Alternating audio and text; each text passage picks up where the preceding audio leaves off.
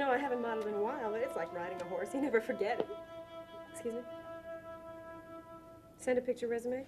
Yeah, I'll put it in the mail today. Goodbye.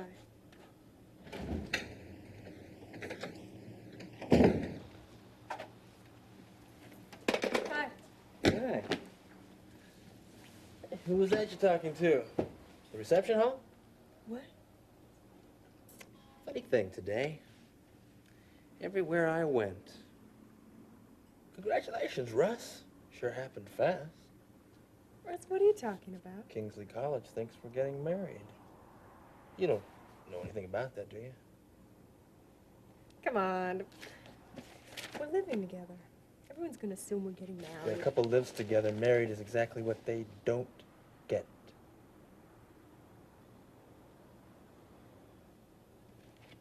Well, that's not what Kingsley thinks, is it? And don't blame me for small-town gossip. You told someone, didn't you? Everybody who's close to me knows I want to marry you sooner or later. Lori?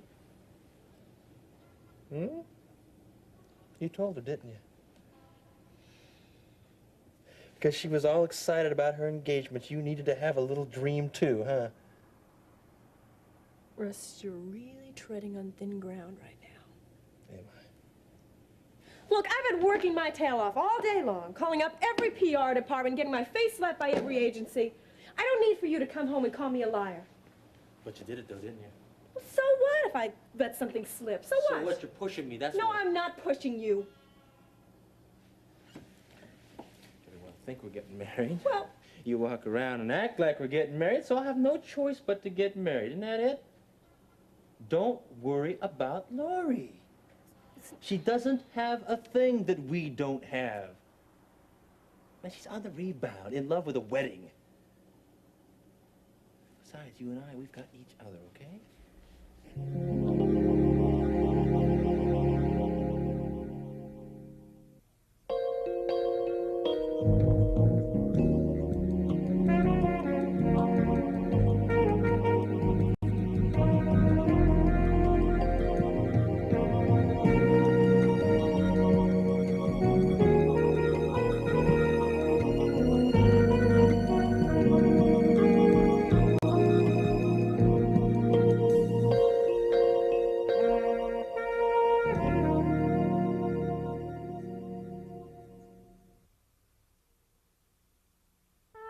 Look, Webster, let's skip the reading of the transfer clause. I know I can take you to court, and you know it too. This meeting is supposed to bring us to some kind of compromise. Compromise? It's hardly a fitting word for my client's charity. Charity? I could evict you legally if I wanted to, instead of wasting all this time dickering about rent increases because I don't want you there. You can't do a thing to my client, legally. Gentlemen, please, let's discuss, not accuse. We got a prominent businessman here, a doctor, 2 lawyers. If we can't be reasonable, who can? How much of a rent increase would you impose on my client? Well, Mr. Carpenter had in mind something in the neighborhood of 200. You have to be kidding. You want my client to pay that much? Well, maybe he can. Doug. Over a 4-year period. No inflationary clause, just one straight fee. Counselor, you should have let my lawyer finish his sentence. Yeah, I was going to say we want an increase of 200%.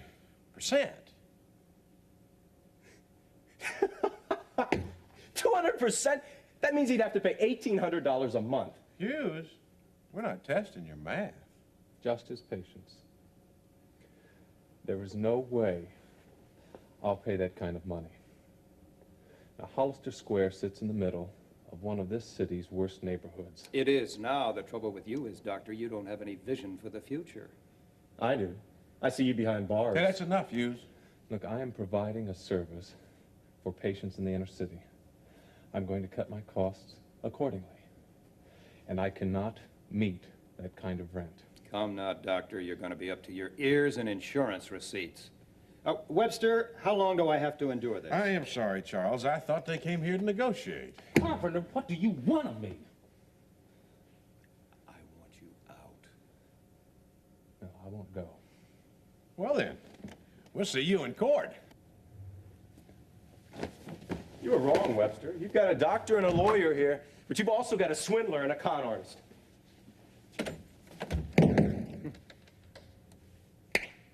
swindler or con artist?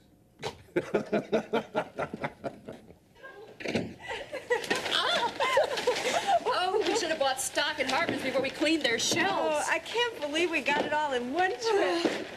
Oh, Lori, you looked so beautiful in that wedding gown. Come here. Oh, maybe I should get all the crying out of my system now. Oh, please do. No, come on. Tears at a wedding are a mother's privilege. There'll be tears of joy, won't they? Well, for you and Ben, yes. For me, you are my only daughter. Maybe I can pay you back with some granddaughters. Ooh, this is moving too fast for me. It started, Mom. What? You only have a week left. That's normal. It's not just the wedding, Mom. It's Ben's new practice, the trouble with the lease, and Dad having to pay for the ceremony. Now, we've saved enough money. Don't worry about it. And Ben's practice is going to take off. Before you know it, you'll miss the days he had so little to do. I really love him, Mom. And I want our marriage to be just like yours and Dad's. I mean it.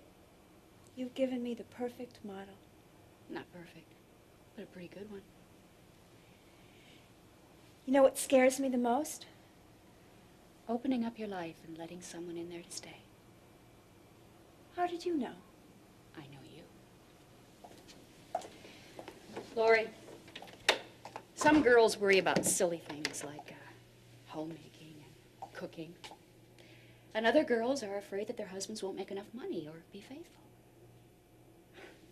And you're afraid that you're not going to have any more doors to shut. You must be eavesdropping when I talk in my sleep. Honey, let me tell you something. There will be doors that you can shut through bitterness, fear, and jealousy. I mean, you think that by marrying Ben, you have to open yourself up to him every day. Well, you don't have to. But I hope you do. I'm not fishing for compliments, Mom. I really mean this. Sometimes I think that if I let Ben get to know all of me, I won't be good enough for him. Just remember one thing, Lori. You and Ben have both given your hearts to the Lord. And that means as you get to know one another, He'll be there to help you understand each other, faults and all. Oh, Mom, you always know just the right thing to say to me. I'm going to miss you. I know. I'm going to miss you, too. General manager? You're not interested? No, I'm very interested. It's just that I had no idea that you had me in mind for such a position. Well, bear in mind, it'll be a small station, one that may take years to develop into a true competitor in local markets. Mr. Davidson, tell me, what do you think would constitute a good station? Well, to be honest with you, I really haven't given it much thought. I suppose it would be run like a good news department. Honest, equitable, serving the public. And there are those commercial considerations, I suppose, that take precedence over all that idealism. Well, I said we were purchasing the station for a variety of reasons. The greatest of those is taxes. Of course, we do want the station to succeed. But you may find that we're not as zealous for profit as, say, WRD was when they dissolved your news show. I have a question about that. Could you explain your role in WRD's investigation into organized crime? Well, it wasn't really their investigation as much as it was mine. In fact, that's probably one of the reasons I was dismissed. The investigation was a failure? Commercially, yes. Didn't get the ratings. I think you're being overly modest. Mr. Davidson, I've spoken to the prosecuting attorney on the grand jury investigation. I think you've done this city a great service. You single-handedly spearheaded this whole drive. I think you overcame a reluctant police department, personal threats, and an indifferent public. Well, next time you should write my resume. Well, I withdraw my reservations. Well, then we're in agreement. The job is yours for the taking, Mr. Davidson. We'd like you to be our general manager. May I have time to think it over, sir? Certainly. Can you get back with us tomorrow? Yes. If not sooner. Thank you. I saw them trimming the hedges down at the church when I drove by last week. They're getting ready for you. There's so much to be done. Have you thought about the invitation list? Oh, I keep putting that off. I suppose that's one of the first things I should do. Problems with Becky and Russ? I told her a long time ago, when Russ and I were almost engaged, that I wanted her to be my maid of honor. Well, you'll make the right decision. I got it! I got it! What? You got the job? They want me to be the general manager of the station. Oh, so happy! Well, sure, now your wedding's paid for. Terry, the Lord took something away from me, but he gave me something twice as good in return. Yes. Well, I'll let you two celebrate alone. Stick around. It's good training for married life. The soup's gonna boil. See? Married life. Oh, by the way, I told him I had to think it over first. I have to call him back. Wasn't that what we just did? You don't think I should take the job?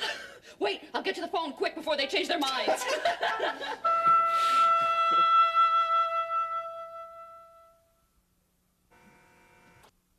Oh, I'll never turn away anyone who has investment capital to offer. Even closer. Well, not you, Helen. Well, inflation is feasting on my estate. Oh, don't be silly. You've got everything either invested, sheltered, or loaned. And that's the way I want to keep it. I would like to invest in the Hollister Square project. I'm too shrewd a businesswoman to pass this up. Well, now, I've been thinking about it for quite some time. And then after I read this report, I decided. I was afraid at first that you'd think I was taking pity on you and ransoming the project. But now, I just want to get in on the ground floor, pure and simple. I'd have power of attorney over your assets? Well, I don't see why that would... That's for the investors, Helen. I don't want them to think that this is a family business that the husband and wife are going to wrangle over. They've got to know that one person is in control. Well, that makes business sense, I suppose. Very well. You may have power of attorney. Welcome to the partnership. I do have another reason for investing. Oh, of course. Hollister Mall is a community-oriented project, and it's a perfectly legal enterprise that you wish to encourage as many people in as possible, right? Brilliant. You don't have to worry about me, Helen. I think I've really found my niche. I'm tired of all that plotting and conniving. Now it's nose to the grindstone. It's so good to hear you talk that way. Oh, that's the old Charles that I love so dearly.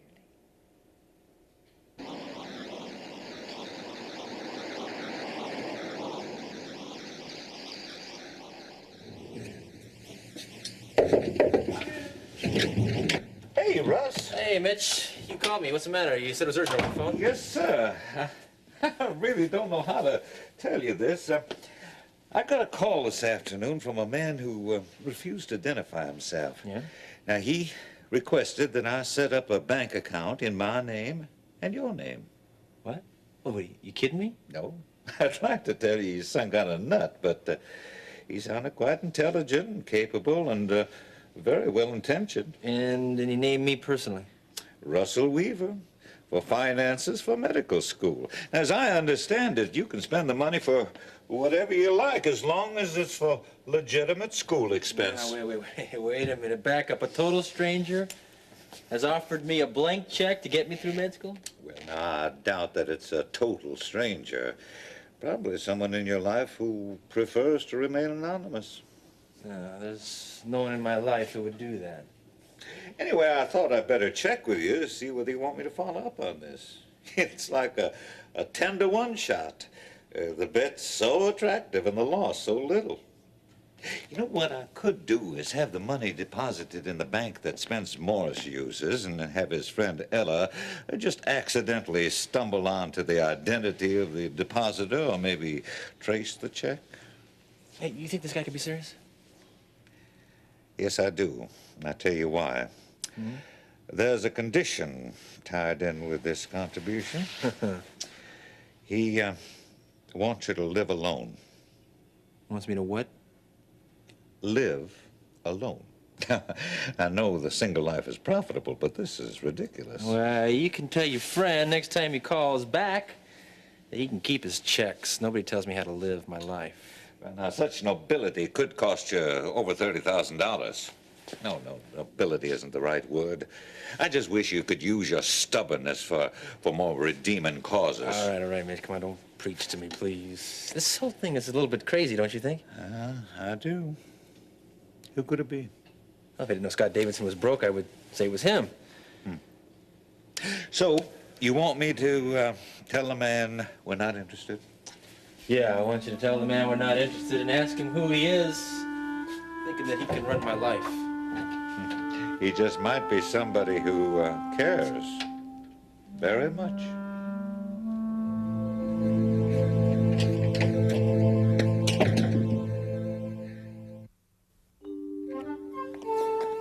You can put them on the desk, Francis. Gee, this must be some term paper you're working on. I'm glad I got the deadline extended. Listen, I want to thank you for renewing the books at the library for me. Oh, it's my wedding gift to you. That reminds me, you're invited to the wedding. Me? And a date. Maybe I could borrow a bridesmaid. Hi, you back? Yeah, Dad just drove me back. You should see the wedding dress that Mom and I found. Well, you're right. I should and I will. Hi, Francis. Hi. Gee, you two look just like the top of a wedding cake. I just invited Francis to the wedding. Hey, you don't have any sisters that are Francis type, do you? I don't think so. Oh, well, they're lost, right? I gotta get going. Bye. Thanks, Francis. Bye, Francis. Hi again. Hi. Come here and sit down. I have a surprise for you. I bet you don't. Oh, so you think you know what it is, huh? That is a giveaway. My mother sent me this. It belonged to my grandmother. My family and I would be pleased and honored if you would accept it as an engagement ring.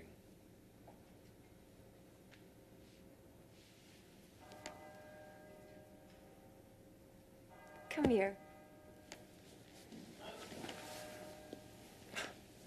Gosh, everything's happening so fast. There's so many changes. I can't wait for things to take shape. I mean, you know, come home at the end of a hard day to a decent meal, and you Reverse that order, please. and a decent meal. Thank you. I mean, to raise a family, to have a home. I want the most typical, unassuming life there is, and I make no apologies for it. You know, when I was in high school, I prayed that when I met my bride, I'd fall in love. Head over heels, exhilarated, unstoppable love. A lot of people get married without that. And the marriages work out. But I wanted so much more. And God answered my prayer.